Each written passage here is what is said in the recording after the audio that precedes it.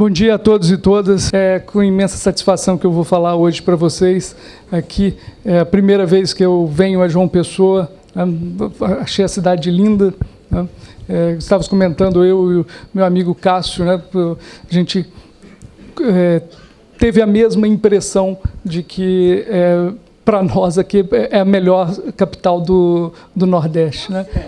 Então, desculpa, eu vou falar aqui em pé, porque eu sei que não faz tanta diferença, mas qualquer diferença, qualquer pouquinho é muito, né, na minha situação. Bom, então vamos aqui falar hoje sobre a justiça do trabalho no mundo. Coube a mim fazer esse panorama. Obviamente que eu não vou falar aqui de tudo que acontece em relação à justiça do trabalho no mundo. Obviamente que eu pincelei alguns casos, pegando de todos os continentes para a gente ter esse panorama, para nós tentarmos até desfazer alguns mitos, né? Essa palestra aqui é originada, a ideia original foi lá atrás, quando houve o começo das discussões sobre a reforma trabalhista, que originou em 2017 aquilo que nós vimos acontecer. Quando começou aquela discussão e vinham mentiras de tudo quanto é lado, né? Então, estava eu e o meu amigo Cássio ali, ao mesmo tempo a gente conversava e a gente escrevia, né? Começou a escrever artigos tentando desfazer esses mitos sobre a justiça do trabalho, sobre o direito do trabalho, que a justiça do trabalho era ultraprotetiva do trabalhador, e que não era técnica, que todo trabalhador que era dispensado ajuizava a ação, o tipo de ação trabalhista que era realizada. Então, a gente fez vários estudos demonstrando e tentando mostrar que eram mitos, que eram mentiras, né? E esses artigos, inclusive, se tornaram um livro. Nós fizemos um livro sobre a reforma trabalhista. Bom, que é um livro que traça esse panorama e tenta mostrar como que foi uma indução em erro, digamos assim, né? E hoje retorna. Todos os mitos, todas as mentiras, elas retornam, continuam a acontecer. Então, por isso que é importante esses encontros, porque a gente desmistifique. O que acontece? Eu chamei de mito da jabuticaba, né? Por conta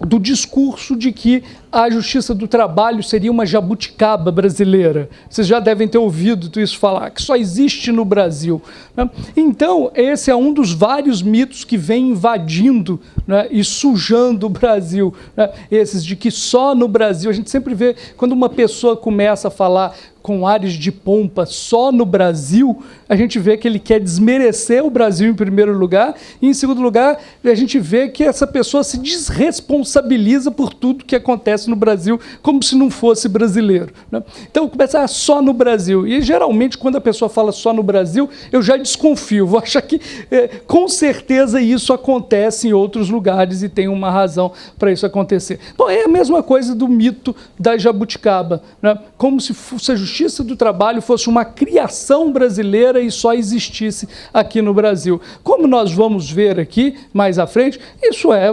completamente uma baboseira, uma balela. Obviamente que a justiça do trabalho não é uma invenção brasileira, é uma instituição que está presente em todos os continentes do mundo e ela tem mais de 200 anos de história, essa instituição. Então a gente vai ver isso, né? Ela é presente em países de diferentes matizes ideológicos e também de tradição jurídica, as duas tradições jurídicas principais, a common law e a civil law. A justiça do trabalho, ela existe. Então isso aqui a gente vai começar a falar e eu vou ter nesse plano que eu pretendo falar para vocês. Então eu pretendo demonstrar que existe e dar algum exemplo de como ela funciona. Trazer um pequeno caso, um caso interessante que foi julgado dentro desse país, para que a gente possa entender o funcionamento e mais, entender como que a racionalidade, esse espírito da justiça do trabalho, ele é parecido em todo o mundo. Vamos começar pela Grã-Bretanha. né? A Grã-Bretanha, então, eu acho que até teremos uma juíza, né, do employment da Escócia, né? Então, faz parte aqui da Grã-Bretanha. Então, lá existem os Employment Tribunals e o Employment Appeal Tribunal. Obviamente que ela vai, então, dissecar essa situação melhor para vocês, né? Então, são duas instâncias especializadas e lá, recentemente, né, teve um caso paradigmático no mundo que foi o reconhecimento da condição de trabalhador de um motorista da Uber. Esse é um caso bastante conhecido, que foi muito noticiado na Inglaterra. Esse caso passou já pelas instâncias da Justiça do Trabalho e hoje está indo para ser julgado pela Suprema Corte lá da Inglaterra, com o reconhecimento de que esses motoristas são trabalhadores, né? E é muito interessante uma parte dessa decisão que diz que não era só isso, não só considerou como trabalhador para fins da legislação trabalhista, como também definiu o que era tempo de trabalho.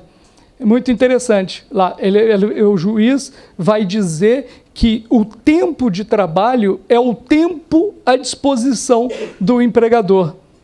Olha que coisa interessante. Então, ela vai dizer que o trabalhador da Uber, ele está trabalhando para a Uber a partir do momento em que ele ligou o aplicativo e está à disposição para realizar corridas. E o seu tempo de trabalho ele termina quando ele desliga e não está mais à disposição da Uber, né? Nessa decisão. Nós temos lá também uma instituição muito interessante, que é essa Gangmasters and Labor Abuse Authority. Essa é uma autoridade do governo, do Poder Executivo, que combate a intermediação de mão de obra, principalmente de imigrantes, e a questão do trabalho forçado, do trabalho escravo. Eu não sei, os senhores devem saber que atualmente no mundo existem mais trabalhadores escravos atualmente do que no século XIX, em que a maioria dos países era permitido, era legalizado a escravidão. E hoje nós temos mais, inclusive em países desenvolvidos. Mas então, aqui, essa é uma instituição, e é uma instituição do governo, do Poder Executivo britânico, que combate o tráfico de pessoas, que combate o trabalho escravo e verifica a situação dos trabalhadores migrantes, né?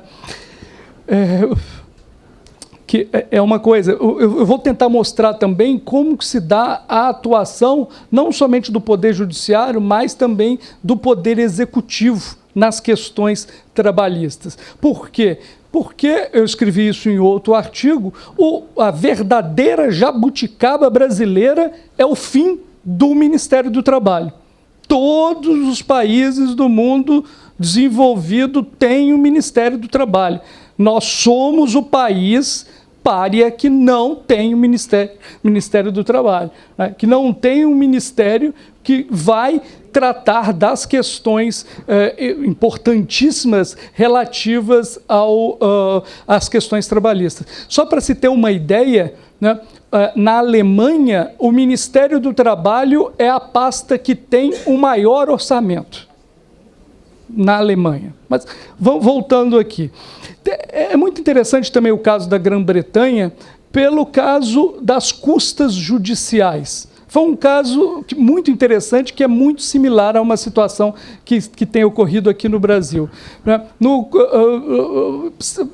Lá por 2013, a Inglaterra ela criou diversas custas judiciais para os trabalhadores ingressarem na Justiça do Trabalho. Ela criou essas custas e, como aqui, quando essa lei entrou em vigor, caiu 70% o volume de ações na Inglaterra. 70%. Foi pumba. Foi muito interessante, estava mostrando o gráfico para o Cássio, que pouco antes da lei teve um aumento muito grande do número de ações e, de repente, ela despencou esse número de ações. Aí, entraram na justiça, os sindicatos entraram na justiça, dizendo, olha, isso daqui é inconstitucional, né? Isso aí atenta contra os princípios da rule of law. Entraram com essa ação porque estava impedindo o acesso à justiça. O que aconteceu? Isso foi julgado por várias instâncias, até que chegou na Suprema Corte da Grã-Bretanha. E a Suprema Corte da Grã-Bretanha, ela faz um acórdão, uma decisão que é belíssima, belíssima, belíssima.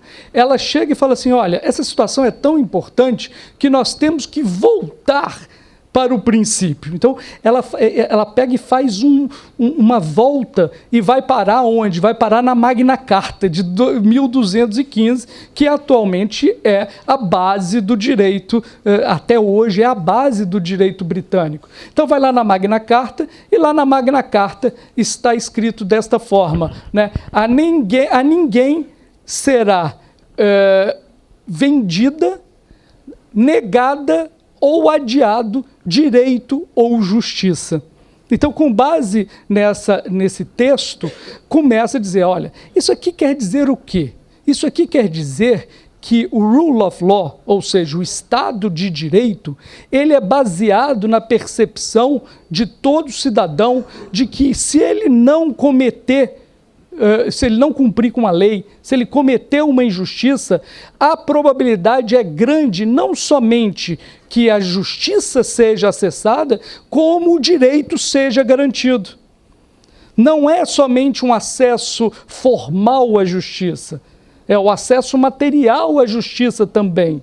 Então, se alguém descumprir uma norma, a justiça vai atrás dessa pessoa. Essa que é a ideia central. Ela diz, uma lei não vale nada sem a justiça. Sem o instrumento de você valê-la, a lei não vale nada. Então ela diz o seguinte, cada vez que um juiz julga uma causa, ele está julgando não somente aquela causa, mas ele está aplicando a lei para todos em todo o território. Neste momento em que ele está julgando aquele processo, né? Porque as pessoas que estão na sociedade estão vendo que aquele caso está sendo julgado e o direito vai ser garantido naquele caso. Então, quando se julga um caso, quem está em julgamento ali é o próprio Estado de Direito. Então ela vai dizer, é muito bonito, né? E a força que dá para o Poder Judiciário. Então ela vai chegar em determinado momento e vai dizer o seguinte, ora, a partir do momento em que eu tenho uma queda abrupta do número de ações na Justiça, por conta de uma custa judicial colocada, é óbvio que essas irregularidades que antes vinham para a justiça, elas não estão indo mais para a justiça. Com isso, o que está acontecendo? O Estado de Direito está sendo enfraquecido. A lei está virando algo que não tem valor. Neste momento, onde estão essas pessoas? Então, com certeza está violado o princípio da Magna Carta de 1215, né? Então, é muito interessante isso. Ela vai julgar, então, inconstitucional, segundo... a gente não pode dizer muito inconstitucional, porque a Magna Carta, apesar de que nós temos como uma Constituição, mas não é um texto base do direito britânico, eles não têm uma Constituição formal. O que acontece? Então, neste momento, é dito que é contra o princípio do Estado de Direito você colocar custas para impedir ou atravancar ou obstaculizar o acesso à justiça, manda o Estado devolver todas as custas que já foram pagas para os trabalhadores, né? E elimina essas custas judiciais. É muito interessante isso, neste momento, porque ela vai dizer lá, olha, isso daqui é contra o Estado democrático de direito, eu não posso colocar um obstáculo para que os trabalhadores vão à justiça por conta de uma custa judicial, ou seja lá o que for, o que estiver impedindo os trabalhadores de irem à justiça, porque não é aquele trabalhador ali, o que está em jogo é a lei. O que está em jogo é o próprio Estado democrático de direito. E ele não pode impedir o acesso à justiça por conta da própria organização da sociedade. Então, na França, eles têm lá o Conseil de Prud'homme. Então, o Conseil de Prud'homme é uma instituição que até um pouco anterior àquilo ali, ele já existia para regular corporações de ofício, mas aqui em 1806, ele já nessa nova configuração, né, terminada ali, ou terminando essas corporações de ofício, a gente então tem ali as questões do trabalho que vão para o Conselho de Homens Probos, que eles têm uma constituição, e eles funcionam dessa forma até hoje, em uma constituição paritária de representantes de trabalhadores e representantes de empregadores. O que acontece? Eles decidem as causas e, se por acaso eles não convergirem, aí chamam um juiz para compor e para julgar a causa, né? Então, são representantes paritários. Então, vai chamar um juiz togado para, como se fosse desempatar. É bem similar ao que nós tínhamos aqui, né, quando era juntas de conciliação e julgamento, né? Mas a diferença é que o juiz togado ele não participa, ele só participa quando for o desempate, né? É muito interessante um movimento que está hoje ocorrendo lá na França, é que também parecido com a reforma trabalhista brasileira, foi estatuído lá um tabelamento, né, um barema, um tabelamento das indenizações, né? Houve lá o tabelamento e hoje tem um movimento que já é grande de julgar que são inconvencionais esse tipo de tabelamento. É inconvencional. Então, eles têm afastado, com base na Convenção 158 da Organização Internacional do Trabalho e também da própria independência do Poder Judiciário.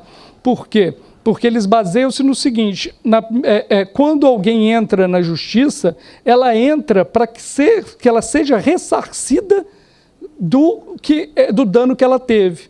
A partir do momento em que você coloca um tabelamento e o dano for superior àquele que está ali tabelado, que tem um teto, o que ocorre? Esse dano não foi efetivamente ressarcido, né? Então, o que acontece? Eles estão afastando a Justiça do Trabalho, então está afastando esse tabelamento feito pela reforma trabalhista do Macron. Na França também outro caso interessante é que eles julgaram recentemente a relação de emprego entre a Uber e o motorista, e também existente a relação de emprego entre entregadores de mercadoria e comida com o aplicativo também, né? Demonstrando lá dentro dessa ação que existe um controle desses trabalhadores. O centro desse controle para eles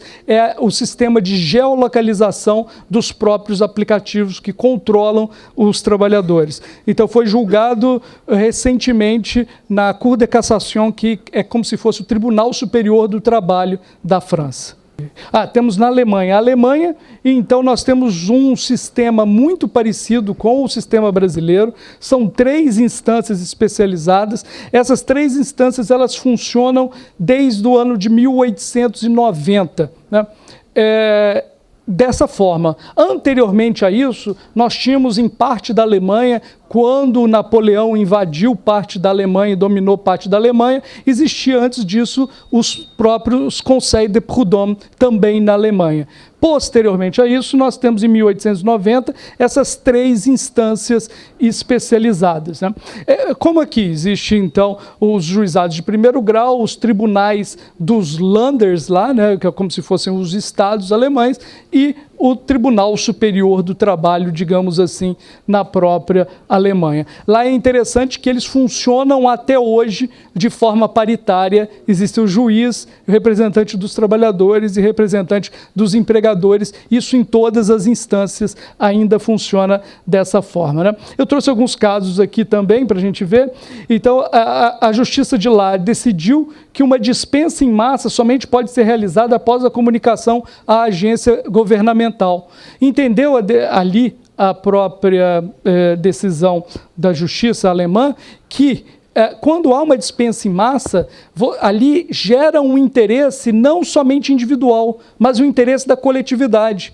O interesse da comunidade de que há uma grande massa de desempregados que estão sendo colocados no mercado. Então o governo ele tem que ser o primeiro a saber, porque ele tem que saber como que ele vai realocar esses trabalhadores em outro lugar. É conseguir entender, eles conseguiram captar, que uma dispensa em massa, ela gera problemas para a comunidade, então é a comunidade que tem que resolver. Por meio do Estado. É interesse do próprio Estado organizar isso. Não é problema desses trabalhadores que eles vão estar na rua, como se ninguém tivesse nada a ver com isso. Como se fosse uma questão individual, né, dessas pessoas. Então eles pegaram e falaram, não, vai ter que voltar e lá então eu tenho que comunicar ao governo, aí o governo vai tomar as providências de realocação desses trabalhadores. É uma coisa assim meio complicada, porque a gente vivendo a situação que nós estamos hoje, né, isso aqui parece de um planeta Marte, né? Como que vai para o Estado e o Estado vai se preocupar onde recolocar essas pessoas, né? Mas vai tentar, lá tem programas de ativação, preocupa-se com todas as pessoas dentro do Estado. Bom, outro caso muito interessante foi esse, que é um caso que era o seguinte, o trabalhador, a empresa mudou a sua forma de trabalhar e ela implantou uns turnos móveis para a realização de determinado serviço à noite. E o que ela fazia, né? Quando precisava desse trabalho, ela chamava os trabalhadores e falava, olha, eu vou precisar de você hoje à noite, vai lá, vem trabalhar aqui, né? E ela fazia isso como? Ligando para os trabalhadores, falava, vem cá que nós estamos precisando hoje de você. O que aconteceu? Um determinado trabalhador disse, não vou dar meu celular para vocês não. Aí a empresa virou e falou, você não vai? Você vai ser mandado embora. Ele falou, pode mandar embora, mas o celular eu não dou não, né? O celular é meu, eu não vou dar não. O que aconteceu? Foi dispensado e o trabalhador ingressou na justiça.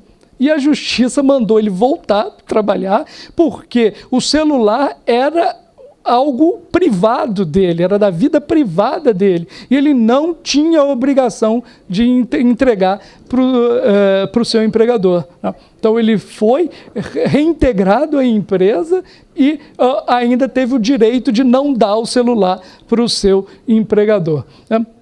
O outro caso interessante que eu trouxe da Alemanha é um direito de defesa, né, que ela garante e ela retorna o trabalhador para a empresa se a empresa indicar a esse trabalhador que ele cometeu uma falta, tem que ser dado o direito desse trabalhador de se defender em relação a esse ponto.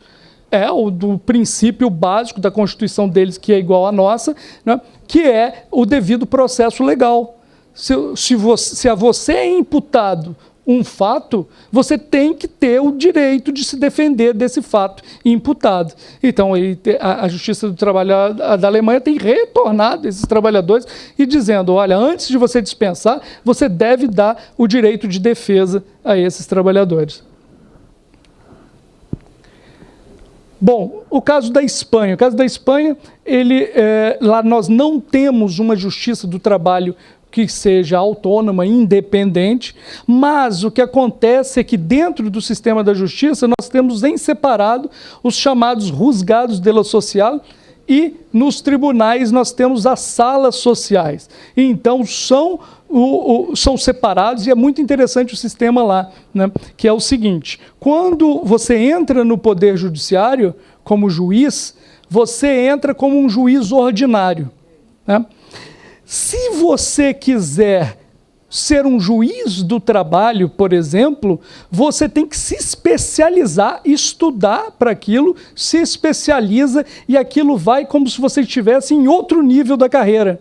Então, o juiz do trabalho na Espanha é um juiz especialista. Ele já não é um juiz ordinário, ele é um juiz especialista, né? Então, tem uma importância mais. Então, lá não existe isso. Olha, eu sou um juiz do trabalho, aí, mês que vem eu vou pedir remoção para a justiça comum. Não, isso não acontece. Por quê? Porque senão seria um retrocesso na própria carreira do juiz lá na Espanha, né? Então, é interessante também, recentemente teve lá um reconhecimento de vínculo de emprego de entregadores por aplicativos, só que esse julgado aqui é muito interessante, de Madrid, aqui de julho deste ano, em que ele julgou coletivamente, falou, olha, esses 500 trabalhadores, eles são empregados da empresa lá, que era um aplicativo de entrega de comida. Olha, foi verificado aqui que realmente isso é uma fraude à relação de trabalho, e não num caso individual, mas coletivamente todos foram considerados como empregados. Esse outro caso que eu trouxe aqui é muito interessante também. O El País. El País é o principal jornal da Espanha. Atualmente tem aqui, vocês devem acompanhar, existe uma seção brasileira do El País, né? Esse caso é muito interessante. O que aconteceu? O El País, ele tem uma subsidiária dele que imprime os papéis, os jornais. Só que os jornais, eles são impressos não somente para o país, mas para vários jornais. Inclusive esse Diário AS, que é o jornal esportivo mais vendido lá na Espanha, né? Então o que acontece? Ela tinha lá a empresa, a empresa dela, só que ela tinha uma subsidiária, essa subsidiária era uma gráfica que imprimia os jornais. Os trabalhadores dessa gráfica, dessa outra empresa, entraram em greve. O que o El País e o Diário AS fizeram? Eles foram para outra gráfica para imprimir o seu jornal, para não perder, não ter prejuízo com aquilo. A Justiça do Trabalho na Espanha decretou que isso era ilegal. Por quê? Porque isso violava o direito de greve. Então, o que quis dizer isso? Que o direito de greve ele pode ser violado por terceiros, que não são parte da relação de trabalho. Ou seja, quem foi condenado foi o El País, que não era empregador. Quem foi condenado foi o Diário AS, que não era um empregador. Mas eles estavam violando o direito de greve daqueles trabalhadores da gráfica, né? Isso também teve a Coca-Cola, aconteceu, eles falaram que isso é uma vulneração da liberdade sindical, aplicou lá a Convenção 98 da OIT sobre liberdades sindicais, considerou isso um ato antissindical, né? A Convenção 98 da OIT que nós ratificamos, que isso era um ato antissindical. Aconteceu a mesma coisa com a Coca-Cola quando entrou em greve a empresa que invasava a Coca-Cola. Também esse caso lá na Espanha. Na Nova Zelândia, nós temos a Employment Court, que é desde 1894.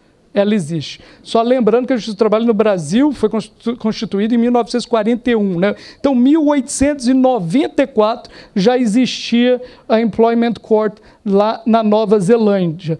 É interessante lá também que eles têm um outro órgão, que esse é do Poder Executivo, que chama Employment Relations Authority. Essa é como se fosse o Ministério do Trabalho de lá, é um órgão do Ministério do Trabalho lá da Nova Zelândia, e ele tem autoridade para decidir administrativamente as questões trabalhistas. É muito interessante que, então, as questões primeiro vão para essa agência estatal neozelandesa e, posteriormente, casos são recorridos para a Justiça do Trabalho. Então, você recorre para a Justiça do Trabalho. Geralmente, então, acaba na Employment Relations Authority. É muito interessante que alguns casos muito parecidos, tinha uma ação coletiva em que o sindicato pleiteava que você vestir e guardar o uniforme tomava muito tempo dos trabalhadores e queria que isso fosse considerado como tempo de serviço e foi considerado pela Nova Zelândia. Bom, o caso da Austrália também é muito interessante. Nós temos a Fair Work Commission, que é como se fosse a Justiça do Trabalho lá, né? Nós temos juízes especializados na Federal Circuit Court, que então seria o órgão recursal da Justiça do Trabalho. E lá nós temos a Fair Work Ombudsman, que é como se fosse o Ministério Público do Trabalho. É a instituição mais parecida com o Ministério Público do Trabalho que existe no mundo, é essa aqui da Austrália. Bom, os países escandinavos é super interessante também. Todos os países, se a gente pode pensar em países desenvolvidos no mundo, são os países escandinavos, né? A melhor qualidade de vida que existe no mundo. Todos os países escandinavos, eles têm justiça do trabalho especializada, todos, né? O caso da Suécia é muito interessante, né? Nós temos o District Court e a Labour Court, né? É muito interessante que, se você, desde 1929 existe isso, se você não é sindicalizado, você ajuiza a ação na District Court e o recurso é para a Labour Court. Só que se você for um trabalhador sindicalizado, quem ajuiza a ação em seu nome é sempre o sindicato. Você não ajuiza a ação. Quem vai ajuizar a ação é o sindicato. E o sindicato já ajuiza a ação diretamente na Labour Court. Não precisa passar pela outra corte, né? E a Labour Court é a instância final. Então, um sindicato entra em nome do trabalhador para garantir o direito individual daquele trabalhador. Entra na Labour Court, essa decisão é final. Não existe recurso cabível dessa decisão. Na África do Sul, né, nós temos a Justiça do Trabalho funcionando em duas instâncias, né? Nós temos, assim, que não poderia deixar de ser, a grande parte das ações lá, elas versam sobre discriminação no trabalho, né? Então, discriminação por conta de raça e cor. Na América Latina, nós temos que falar da América Latina, né? Principalmente agora que nós estamos vendo o que está acontecendo no Chile, né? O Chile, o laboratório do neoliberalismo com o Pinochet, cujo modelo é o modelo que está pretendendo que o Brasil siga, né? Então, o modelo que o nosso ministro da Economia ele diz seguir é o modelo chileno ditatorial do Pinochet, né? A Previdência já começa a se movimentar nesse ritmo. O que aconteceu lá? O irmão do atual presidente do Chile, o José Pinheira, ele é Chicago Boy, então ele é um estudante da Escola de Chicago de Economia, do Friedman, vai para o Chile e se torna ministro da Economia no Chile, ministro do Trabalho no Chile, desculpa, e ele, em 2 anos, ele faz a reforma trabalhista e a reforma previdenciária no Chile. No 3º ano ele vai para Minas e Energia e muda as situações em relação às riquezas do próprio Chile, e em 3 anos ele sai do Estado com todas as reformas neoliberais feitas. Terminadas as reformas neoliberais, o que acontece? A Justiça do Trabalho é extinta. A Justiça do Trabalho é extinta no Chile em 1981, ela volta de maneira capenga em 1985, funcionando de forma extremamente precária, né? De 1981 até 1985, de forma completamente precária, como um apêndice da justiça comum, né? Totalmente destruída e devastada. Em 85, ainda de uma forma capenga, e a Justiça do Trabalho ela somente retorna no ano, com todas as suas funções, em todas as suas instâncias, completamente, ela só vai retornar no ano de 2005. Percebam quantos anos se demora para reconstituir o estrago, né? um estrago realizado. Então foi de 1981 até o ano de 2005, funcionando de forma precária. Então não precisamos assustar o que está acontecendo no Chile, não tem nenhum segredo do que está acontecendo no Chile. Foram décadas, décadas e décadas de opressão, décadas e décadas de uma desigualdade absurda dentro do Chile, em que os sindicatos eles foram completamente destruídos. Somente 6% dos trabalhadores no Chile são vinculados a um tipo de negociação coletiva. 6%. Então, aquele discurso que começa da reforma trabalhista, de que é para a prevalência do negociado sobre o legislado, a gente vê que esse discurso ele cai por terra logo 2 segundos depois, porque o objetivo é a destruição da rede de proteção, inclusive dos sindicatos. No México, nós tivemos uma reestruturação recente em 2017, quando pela primeira vez nós temos uma autonomia da Justiça do Trabalho mexicana. Então, como nós vimos, podemos perceber, a Justiça do Trabalho, ela não é nenhuma jabuticaba. Nem mesmo a jabuticaba é tão jabuticaba assim. A jabuticaba, ela não é nativa só no Brasil, ela está presente em quase todos os países da América do Sul. Ela não é nativa brasileira, ela é nativa também no Brasil e em vários estados. E hoje, um dos maiores produtores mundiais de jabuticaba, sabe quem é?